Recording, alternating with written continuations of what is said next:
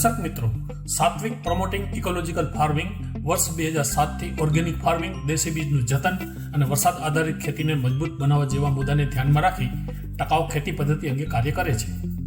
સસ્યવેદ ખેતીના પર્યાવરણીય પાસાની સમજ અંતર્ગત આજે આપણે ખેતી અને બાગાયતી પાકોના રોગ જીવાતોના પરિચય અંગે જાણકારી મેળવશું.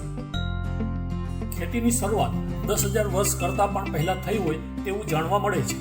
માનવ સભ્યતાના વિકાસમાં ખેતીએ પાયામાં ચાવીરૂપ ભૂમિકા ભજવી છે. વર્ષો અગાઉ પણ ખેતીના પાકો રોગ જીવાત દ્વારા થતા નુકસાનનો સામનો કરતા આવ્યા છે. પ્રાચીન રોમન સભ્યતામાં 300 BCમાં એરિસ્ટોટલે વનસ્પતિમાં જોવા મળતા રોગો વિશે નોંધ્યું છે. વનસ્પતિનો સ્વાસ્થ્યપૂર્ણ વિકાસ કઈ રીતે કરી શકાય તે અંગે સાલિહોત્રએ 400 BC આસપાસ વૃક્ષ આયુર્વેદા નામના ગ્રંથની રચના સંસ્કૃતમાં કરી હતી. રોગ જીવાતના નુકસાનની ગંભીરતાનો ખ્યાલ એ બાબત પરથી આવે છે કે ઈસવીસન 1845 થી 1852 વચ્ચે આયર્લેન્ડ અને તેની આસપાસના વિસ્તારમાં બટેકાનો પાક તેમાં ફૂગ દ્વારા થતા બ્લાઇટ રોગને કારણે નિષ્ફળ ગયો, જેને કારણે તે વિસ્તારમાં ભૂખમરાની સ્થિતિ સર્જાઈ હતી. ઇતિહાસમાં તે ઘટના ગ્રેટ ફેમાઇન કે ગ્રેટ હંગરના નામે જાણીતી છે. ગ્રેટ હંગર દરમિયાન 10 લાખથી વધુ લોકો મૃત્યુ પામ્યા અને દેશની વસ્તીમાં 20 થી 25% ઘટાડો થયો. જીવાતો વિશેનું પહેલું વૈજ્ઞાનિક સાહિત્ય ઈસવીસન 1860માં પ્રકાશિત થયું. 19મી સદીમાં પશ્ચિમી અમેરિકાના કોલોરાડો પ્રદેશમાં બટેટાની ખેતીની શરૂઆત થઈ ત્યારે બટેટાના તે પાકને ઢાલિયા કીટકોએ ખૂબ જ નુકસાન કર્યું હતું. વિવિધ પ્રયત્નોના અંતે ખેડૂતો આ જીવાતને નિયંત્રણ કરતા શીખ્યા. જીવાત નિયંત્રણ માટે રસાયણોના છંટકાવની શરૂઆત અમેરિકામાં ઈસવીસન 1877માં થઈ. તે વખતે London purple, Paris green, calcium arsenate, lead arsenate વગેરે રસાયણોનો ઉપયોગ છંટકાવ માટે થતો હતો. ભારતમાં આધુનિક ખેતીની શરૂઆત હરિયાળી ક્રાંતિના આગમનથી થઈ. તે પહેલા આપણા દેશમાં પરંપરાગત ખેતી જ થતી હતી. હરિયાળી ક્રાંતિમાં વધુ ઉત્પાદન આપતી સંકર જાતોનો વપરાશ થયો અને સાથે સાથે રાસાયણિક ખાતર અને પિયતનો વપરાશ વધ્યો. વધુ પડતા રાસાયણિક ખાતરો અને પિયતના ઉપયોગના કારણે સમય સાથે રોગ જીવાતનું પ્રમાણ પણ વધતું ગયું, જેને નિયંત્રણમાં રાખવા રાસાયણિક જંતુનાશકો અને ફૂગનાશકો વાપરવાની ફરજ પડી. સમય સાથે રોગકારકો અને જીવાતોએ રાસાયણિક જંતુનાશકો અને ફૂગનાશકો સામે પ્રતિકાર શક્તિ વિકસાવી લીધી, જેને કારણે ખેડૂતોને નવા જંતુનાશકો અને ફૂગનાશકો વધારે પ્રમાણમાં વપરાશ કરવાની ફરજ પડી. જેના પરિણામ સ્વરૂપે ખેતીમાં ખર્ચ વધ્યો, જમીન પ્રદૂષિત થઈ, વાતાવરણ પ્રદૂષિત થયું, ખોરાકમાં જંતુનાશકોના અવશેષો આવ્યા, માનવ અને પશુઓમાં વિવિધ બીમારીઓ વધી. ખેતીમાં રોગ જીવાત વધવાના કારણો. આમ તો રોગ જીવાત અને ખેતીનો સંબંધ સદીઓ જૂનો છે, પરંતુ તાજેતરના સમયમાં રોગ જીવાતનું નિયંત્રણ ખેતી માટે મોટો પડકાર બન્યો છે. જે માટે કેટલાક મહત્વના કારણો આ પ્રમાણે છે. માત્ર વધુ ઉત્પાદન આપતી જાતો વિકસાવવાની ઘેલછા વધવી. જંગલ કાપવાને કારણે જંગલના જીવોનો ખેતીમાં આશરો લેવો. એકને એક પાકનું વારંવાર વાવેતર તે પાકમાં નમતા જીવોના જીવનચક્રને તોડતું નથી. રાસાયણિક ખાતરોનો વધુ પડતો વપરાશ કરવો. પ્રમાણ માપ કરતાં વધારે રાસાયણિક જંતુનાશકો અને ફૂગનાશકોનો વપરાશ કરવો. રોગ જીવાતોનું રસાયણોના ઉપયોગ દ્વારા નિયંત્રણ કરવાના સતત પ્રયાસને કારણે રસાયણોનો પ્રતિકાર કરતી રોગ જીવાતની જાતોનો વિકાસ થવો. વધુ પડતી પિયત કરવી. મિત્ર જીવોની સંખ્યામાં ધરખમ ઘટાડો થવો. જૈવ વિવિધતામાં ઘટાડો થવો. જળવાયુ પરિવર્તનની ખેતીની પ્રક્રિયા ઉપર અવળી અસર થવી. રોગ અને જીવાત. પાકને થતા નુકસાનને બોલચાલની ભાષામાં રોગ જીવાતના નુકસાન તરીકે સંબોધવામાં આવે છે, પરંતુ રોગ અને જીવાત બંને અલગ અલગ છે. પાકને નરી આંખે ન દેખાતા સૂક્ષ્મજીવો જેવા કે વાયરસ, બેક્ટેરિયલ ફૂગ, અલ્ગી, નિમેટોડ વગેરેથી નુકસાન પહોંચે છે, જેને પાકના રોગ તરીકે ઓળખવામાં આવે છે. જેને કારણે રોગ થાય છે તે રોગકારક તરીકે ઓળખાય છે. જ્યારે પાકને નરી આંખે દેખાતા કે ન દેખાતા સંધિપાદ સમુદાયના એટલે કે 3 જોડી પગવાળા જીવો અને કરોળિયા વર્ગના એટલે કે 4 જોડી પગવાળા જીવો છોડનો રસ ચૂસીને કે ખાઈને નુકસાન કરે છે, જેને જીવાત તરીકે ઓળખવામાં આવે છે. અહીં એ સમજવું જરૂરી છે કે બધા જ બેક્ટેરિયા, ફૂગ કે જીવાતો પાક માટે નુકસાનકારક નથી. તેમાંના કેટલાક પાકને નુકસાન કરનાર રોગકારકો અને જીવાતોને વિવિધ રીતે નુકસાન પહોંચાડીને પાકને બચાવવામાં મદદ કરે છે, જેને આપણે મિત્ર જીવ તરીકે ઓળખીએ છીએ, જેના આધારે બાયો કંટ્રોલ વ્યવસ્થા અસ્તિત્વમાં આવી છે. આ સિવાય મધમાખી કે જે એક કીટક છે તે પાકને કોઈ પણ પ્રકારના નુકસાન કર્યા વગર પરાગનયન દ્વારા ફલિનીકરણ કરીને ફાયદો પહોંચાડે છે. દર્શક મિત્રો, ખેતી અને બાગાયતી પાકોના રોગ જીવાતનો પરિચય અંતર્ગતના પહેલા ભાગમાં આપણે રોગકારકના નુકસાનથી રોગની ઓળખ કેવી રીતે કરી શકાય તેની સમજણ કેળવી હતી. હવે આપણે આ બીજા ભાગમાં જીવાતનો પરિચય અને તેના દ્વારા થતા નુકસાનની ઓળખ અંગે સમજણ કેળવશું. જીવાતનો પરિચય. પાકને નુકસાન કરતી જીવાતોમાં મોટે ભાગે સંધિપાત સમુદાય એટલે કે જેના 3 જોડી પગ હોય છે, જેમાં નરી આંખે દેખાતા કે ન દેખાતા જીવોનો સમાવેશ થાય છે, તે સામાન્ય રીતે કીટક તરીકે ઓળખાય છે. દુનિયાનો તે સૌથી મોટો જીવ સમુદાય છે, જેમાં માખી, ડ્રેગનફ્લાય, મટકા, ચાંચવા, પતંગિયા, ફૂદા, તીડ વગેરે જેવા જીવોનો સમાવેશ થાય છે. આ સિવાય પાકને નુકસાન કરતી જીવાતમાં કરોડિયા વર્ગના જીવો કે જે 4 જોડી પગ ધરાવે છે તે આવે છે. આ જીવોમાં માઇટ તરીકે ઓળખાતા જીવનો સમાવેશ થાય છે, જેને સ્થાનિક ભાષામાં કથીરી તરીકે ઓળખવામાં આવે છે. આપે લાલ કથીરી કે પાન કથીરીનું નામ તો સાંભળ્યું જ હશે. કીટક તરીકે ઓળખાતા જીવોનું જીવન ચક્ર 2 પ્રકારનું હોય છે. અપૂર્ણ જીવન ચક્ર. આ જીવન ચક્રમાં ઈંડામાંથી નાના બચ્ચા બહાર આવે છે, જે અંગ્રેજીમાં નિમ્ફ તરીકે ઓળખાય છે. સમય જતાં તે પુખ્ત બને છે.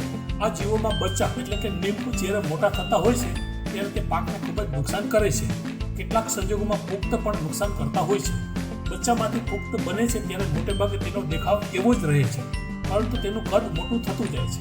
આ પ્રકારના જીવોમાં મોટે ભાગે સુષુપ્ત અવસ્થા જોવા મળતી નથી. તે 12 મહિના અલગ અલગ વનસ્પતિના છોડ ઉપર નભીને તેનું જીવન ચક્ર ચાલુ રાખે છે. આ જીવો મોટે ભાગે રસ ચૂસીને નુકસાન કરનારા છે. તડતડિયા, મોલોમસી અને મિલીબગ મોટાભાગના પાકોમાં જોવા મળે છે, જ્યારે સફેદ માખી, થ્રિપ્સ અને કથીરી કપાસ, મરચા, ટમેટા, રીંગણ, એરંડા, ભીંડા, વેલાવાળા શાકભાજી, નાળિયેર, દાડમ, જામફળ વગેરે પાકોમાં જોવા મળે છે. સંપૂર્ણ જીવન ચક્ર. આ જીવન ચક્રમાં ઈંડામાંથી ઈયળ બહાર નીકળે છે, જે થોડી મોટી થઈને કોસેટો બને છે.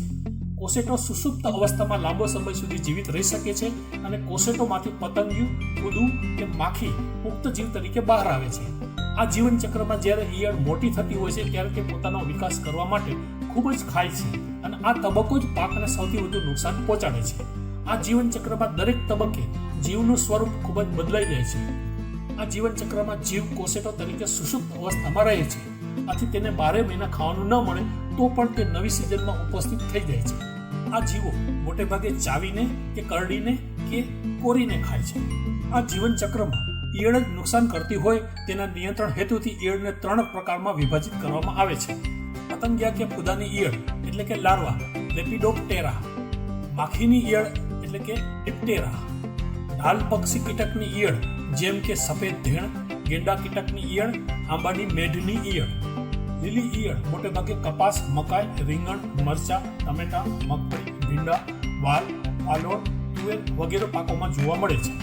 લશ્કરી ઈયળ કપાસ, મકાઈ, રીંગણ, મરચા, ટમેટા, મગફળી, ભીંડા, વાલ, વાલોળ, રજકો વગેરે પાકોમાં જોવા મળે છે.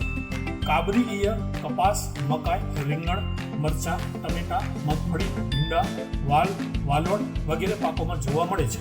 ગુલાબી ઈયળ કપાસના પાકમાં જોવા મળે છે. ડુંખ કોરી ખાનાર ઈયળ ડાંગર, મકાઈ, જુવાર, શેરડી વગેરે પાકોમાં જોવા મળે છે.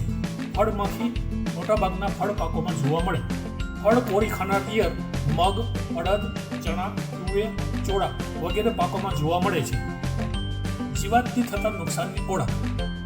જીવાતથી થતા નુકસાનને સમજવા માટે કઈ જીવાત તેની કઈ અવસ્થાએ પાકને સૌથી વધુ નુકસાન કરે છે અને છોડના કયા ભાગમાં કેવી રીતે નુકસાન પહોંચાડે છે તે સમજવું અગત્યનું છે.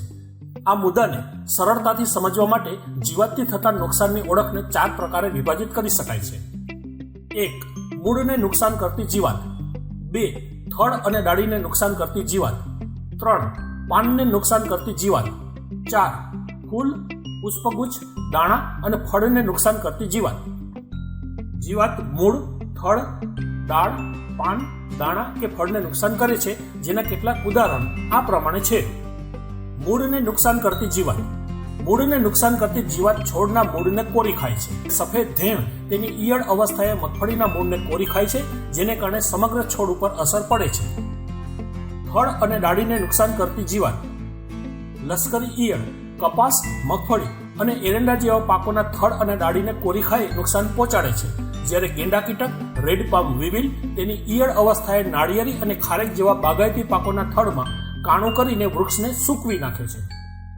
પાનને નુકસાન કરતી જીવાત: લશ્કરી અને કાબરી ઈયળ કપાસ, મગફળી, એરંડા, રજકો અને જુવારના પાનને ખાઈને નુકસાન પહોંચાડે છે, જ્યારે પાનકોળિયું ટમેટા, રજકો અને જુવારના પાનને કોરી ખાઈ નુકસાન પહોંચાડે છે. તડતડિયા, સફેદ માખી, મોલોમસી અને થ્રિપ્સ તેની નિમ્ફ અને પુખ્ત અવસ્થાએ કપાસ, શાકભાજી અને કઠોળ વર્ગના પાકોના પાનમાંથી રસ ચૂસીને નુકસાન કરે છે. ફૂલ, પુષ્પગુચ્છ, દાણા અને ફળને નુકસાન કરતી જીવાત: લીલી ઈયળ કપાસ, મકાઈ અને શાકભાજીના પાકોમાં ફૂલની કળી, ફૂલ અને ફળ ખાઈને પાકને નુકસાન કરે છે, જ્યારે કપાસના પાકમાં ગુલાબી ઈયળને કારણે ફૂલની કળી કે ફૂલ ખરી પડે છે અને જો પાકમાં જીંડવા આવ્યા હોય તો તે ખુલતા નથી. મોટાભાગના ફળ પાકોમાં ફળ માખી તેની ઈયળ અવસ્થાએ ફળમાં કાણા કરી તેમાં ઈંડા મૂકીને પાકને નુકસાન પહોંચાડે છે. સિંગ કોરી ખાનારી ઈયળ કઠોર વર્ગના પાકોમાં સિંગમાં કાણા કરી દાણા ખાઈ પાકને નુકસાન કરે છે. આ સિવાય જીવાત દાણાના સંગ્રહ દરમિયાન પણ નુકસાન કરે છે, પરંતુ તેની ચર્ચા અહીં કરેલી નથી. આ તાલીમ વિડીયો અહીં પૂર્ણ થાય છે. આ તાલીમ વિડીયો સંબંધિત આપના સવાલો અને સુઝાવો અમને વોટ્સઅપ નંબર 9265492639 ઉપર ઓડિયો કે ટેક્સ્ટ મેસેજ દ્વારા જણાવશો. આભાર.